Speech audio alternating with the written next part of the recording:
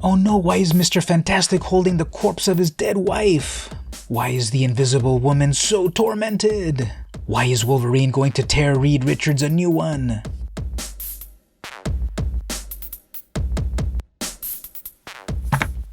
Shout out to the patrons that watched this video a whole week early. If you'd like to be one of the cool kids, head on over to the Patreon, patreon.com/vmcampos to access things a week early. I think it's worth it. On with the show. Hey everyone, it's VM Campos, comic book fan, Marvel Comics fan. Welcome to the latest episode of the weekly VM Campos Comic Book Club. This is the series where I review a comic book, new or old, from my collection and rate it on the factors of the cover art, the interior art, the plot, and the enjoyability of the book on a scale of 1 to 5. And then I tell you to get it or shred it. This week, I'm reading The Fantastic Four vs. the X-Men #1, published in 1986 by Marvel Comics.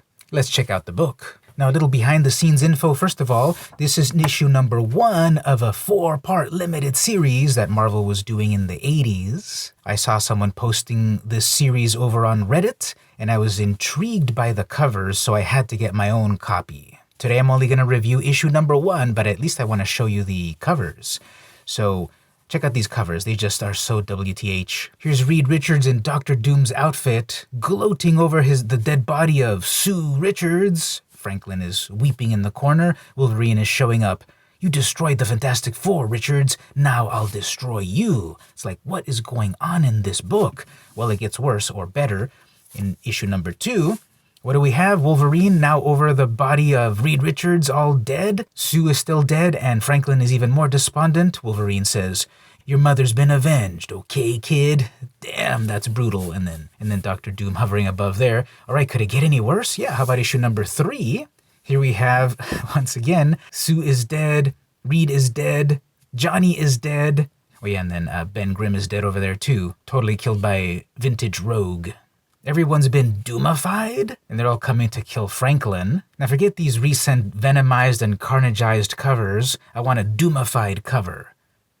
And is this not the scariest thing, to have a bloody-clawed Doom Wolverine coming at you? And then the culmination, issue #4, brace yourselves. Everyone is completely dead, up on spikes, stabbed through the heart. Wolverine is dead, Storm is dead, Magneto is dead, back when he was a good guy in the 80s. And the Fantastic Four has been resurrected as zombies, controlled by Franklin Richards, and he looks incredibly evil. Doom is completely defeated and cowering in the corner. Again, when I saw these covers on Reddit, I had to get my own copies of them and read the story, like, what is going on in these books? As of this video, I've only read the first issue, and that's the one I'm going to review, and I can't wait to read the rest. What about you? Tell me in the comments. All right, so cover art. We've got John Bogdanove as penciler, Terry Austin as inker, and Glynis Oliver as colorist. And as I said a moment ago, it features a doomified Reed Richards gloating over the dead body of his wife, his son utterly despondent, and Wolverine coming to avenge things.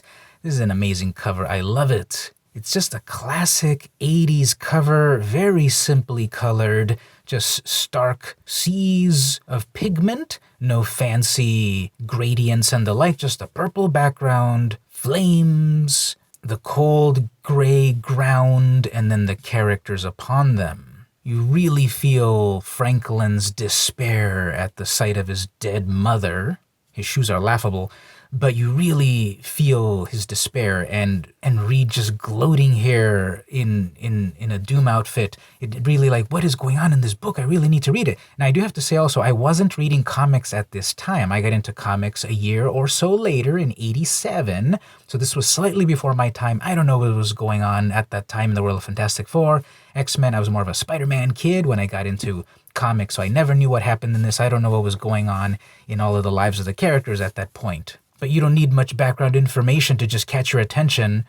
This cover just catches your attention. And then Wolverine coming in ready to kill you, claws popped and everything, intoning, "You killed the Fantastic Four, Reed. Now I'll kill you." Obviously, that's what they wanted to say, but they had to write destroy. And yeah, this is just an amazing cover. This is a 5 out of 5 cover. It's just amazing. The composition is relatively simple, but that's all you need. A crying child, a dead wife, and a killer about to get his. This is a 5 out of 5. I love it. Interior art, it's by the same creative team there. Bogdanov, Austin, Oliver, letterer is Tom Warzakowski. Now, I know John Bogdanov more from his work in the 90s when he was working on over at DC Comics Man of Steel, and he was there during the Death of Superman and Funeral for a Friend and Reign of the Superman storyline, him and Louise Simonson over at Man of Steel, so I know his art a bit more from over there. So I kind of didn't really know that he was also doing work at Marvel. So I'll flip through these pages a little bit as I give you some of my thoughts.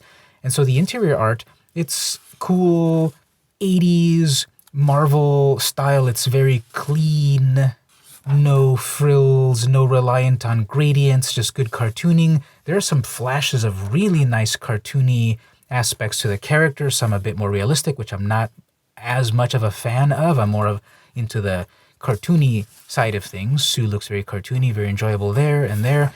And as you browse through the book, there's sort of that push and pull of that realism plus cartooniness. I personally lean more towards the cartooniness. That's a little bit more on the realistic side. And Bogdanov would lean more into the cartoony, I think, over in Man of Steel. See, here's another little bit of that cartooniness with long shot.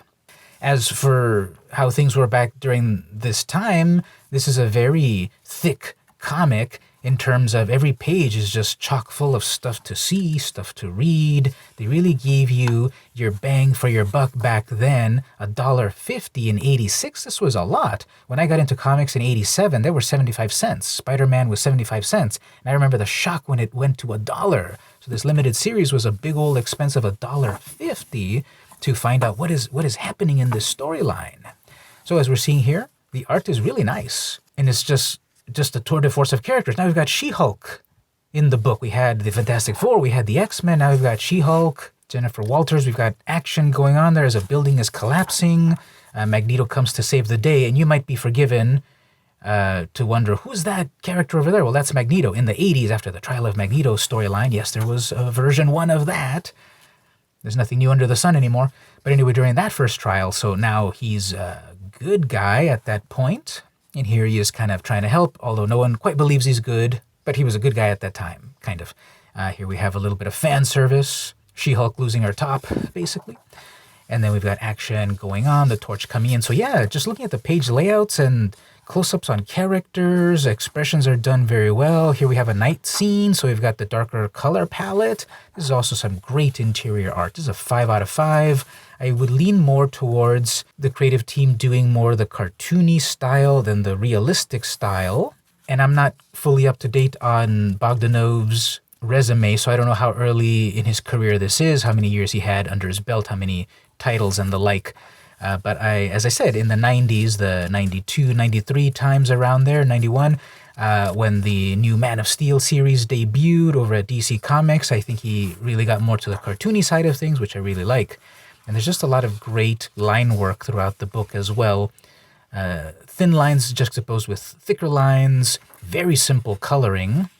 There's a little gradient going on here, but everything else just a flat sea of color, which I like. It's so different than what we see nowadays, because it's just gradient this and lens flare that.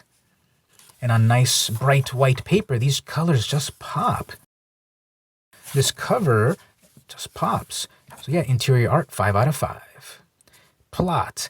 Okay, unfortunately, the plot is, I don't know what's going on here at all. You have this amazing cover that really doesn't follow throughout the whole book. There is a part at the beginning which is all a dream sequence, or a premonition or something. Franklin Richards, who nowadays is known as one of the most powerful mutants in the world of Marvel Comics. He's an Omega-level mutant, I believe. He's having some premonition of everyone being dead. Here's She-Hulk all dead with green blood, and Ben Grimm just sliced up, and Sue is also dead. Here comes Wolverine saying, you needed to save Shadowcat and you couldn't, and now everyone's dead. So yeah, I don't know what's going on in this plot, and then suddenly Wolverine's dead too. So something about Reed's old book, but it was just a dream because he wakes up. But two sides of the same coin. We are one. Yeah, I don't know what's going on in the world of X-Men and Fantastic Four at this point. So I was kind of lost.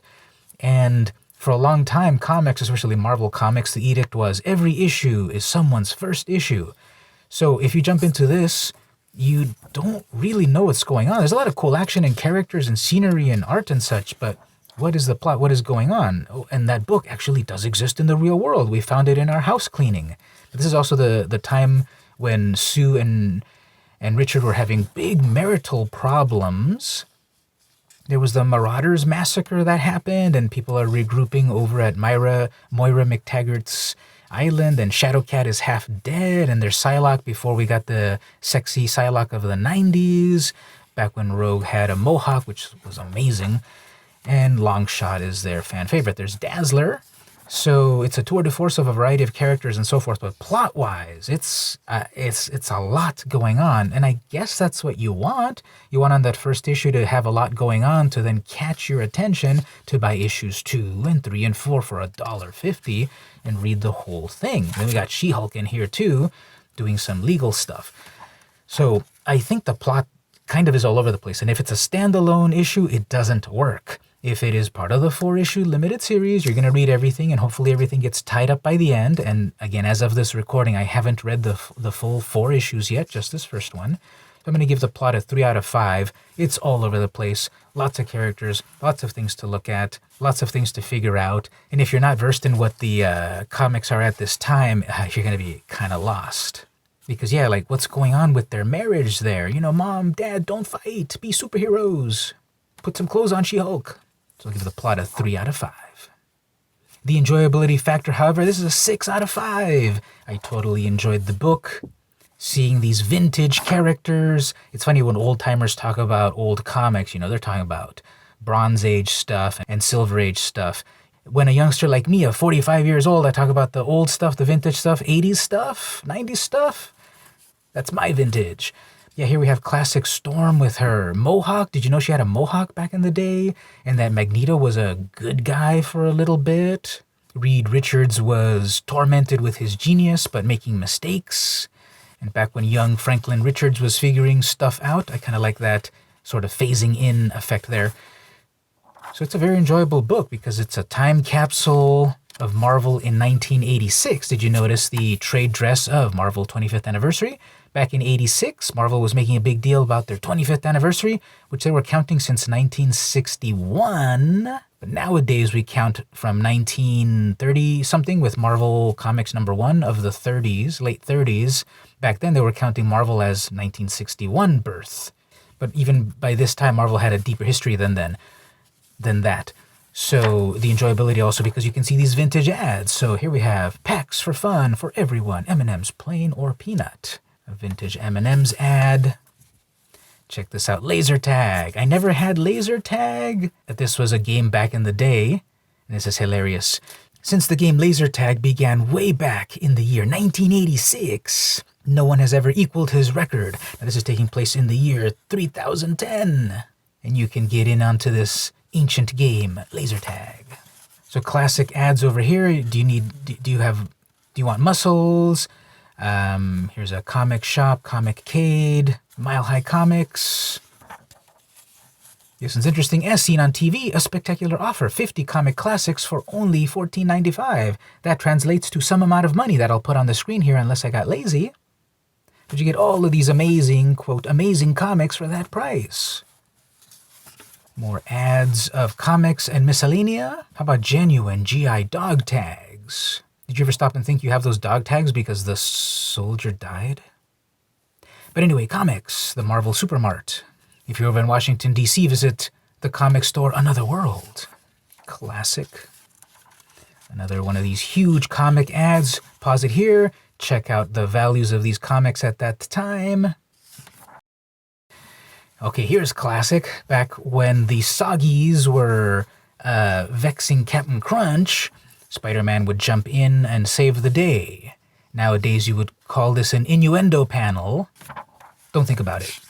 All right, the new universe was going on at this time. Marvel was kind of do their own, another timeline of things that was happening in the real world, real superheroes and such. The real world with fantastic superheroes and such. And so here, did you read these books and can you answer the quiz? Most people would be able to say no. Here's what the prices were for Marvel Comics subscriptions. 14 issues for $8.25. Amazing. Spoil Sports will say that with inflation that actually is, who cares?